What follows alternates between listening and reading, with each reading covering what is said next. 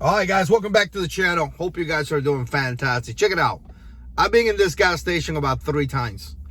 And the same 3 times, I've seen the same guy asking for money. And it has been about a week. The first time I saw him, I gave him some money. The second time I saw him, I was actually coming out and driving away. And I saw him on the corner of the gas station. And now I see him again. And I'm going to tell you, it's crazy. It's pretty crazy because as I look at this dude, he's a pretty young guy. He's probably, I don't know, 30 years old, maybe younger than that. He looks in shape. It looks like he could do things. He looks he could work, all that stuff. And the decision that he's making is to be here. But the interesting thing about this is pretty interesting. As he's asking for money, he's holding his cell phone. So he has a cell phone. And he's holding his cell phone and he's like listening to music or something as he's asking you for money. So again, he has a cell phone. And then he's smoking a black and mild. So there he is. Listening to music.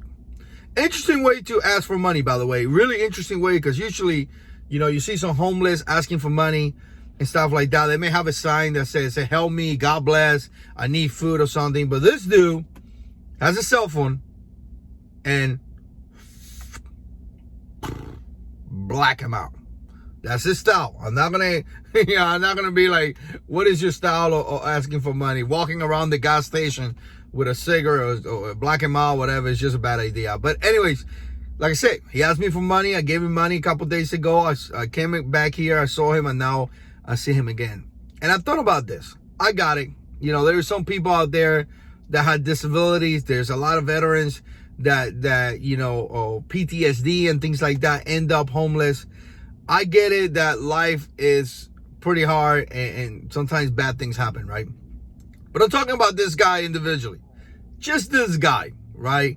It's interesting to see him. Really interesting to see him because once, he looks good. He looks like he's in shape. He looks like he could get a shovel and dig a hole if he has to work. He looks like he could help you build a fence. He looks like he could help you clean your car. He looks like he could help you do any task around the house. I mean, he looks like in shape. I see him walking around, you know, his little phone, listening to music and smoking his black and mild. He looks just fine to me. But in the other hand, he's asking for money. And it comes back to the new generation, the lazy generation, right? It's not so much like something like somebody that had a disability, somebody that lost his house, somebody that got wrapped up in drugs and now is a homeless, is asking for food to eat. No, this dude has a cell phone, he's smoking his black and mild.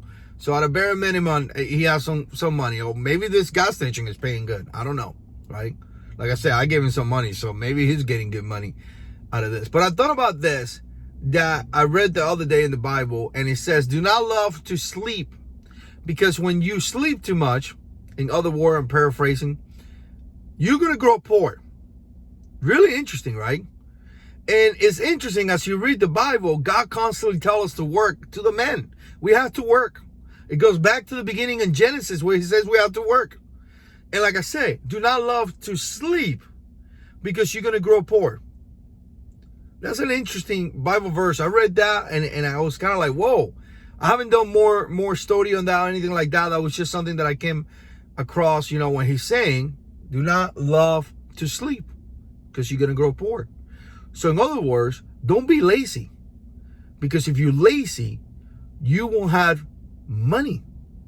And if you don't have money, you cannot provide for your family. You see, the deal here is the laziness. And we live in a generation right now where all these young kids want free stuff. Free stuff from the government. The government owes me something. Even though some of these guys haven't, you know, I mean, they're young enough to not even pay taxes for a couple years. But apparently the government owes you something because people are lazy. Just the epidemic of lazy people is worse than the pandemic or whatever. You know, the generation of being lazy is horrific. So don't be lazy. Really, don't be lazy. If you have a situation in your life where you can't provide, most likely it's because you're being lazy. It happens all the time. I see it all the time. I see it all over the place. People being lazy. You know, and then they blame the government, then they blame the system, then they blame all these people. In fact, you're just being lazy. Stop it. You want to have a good life? Educate yourself. You know, get a college degree so you could get a good job. Learn a trade, learn a skill so you could get a good job. You can make a great living by building tables and selling them online, right? You see a dining room table? Those things are super expensive. And there's guys out there who build them in the garage. You could be an electrician, make good money. You could be a plumber, make decent money. You could be a mechanic, make decent money. You could get a college degree and do, you know, things that, you know, a college degree uses, right? Like jobs like that, and make great money, right? There's so many ways that you can make money, but people are sitting in their houses complaining about the system, complaining about everything going on, and then again, being lazy. The issue goes back to laziness. That's where the issue comes back. You want to have a better life? Stop being lazy. I don't know how more clear I gotta put it. You want to have a nice car? Stop being lazy. You want to have a nice house? Stop being lazy. You want your children to eat better? Stop being lazy. I'm just gonna call it for what it is. You know, people are doing this all the time nowadays. Laziness is overcoming our country. Laziness is overcoming our community, and we need to stop it. The men got to go back to work.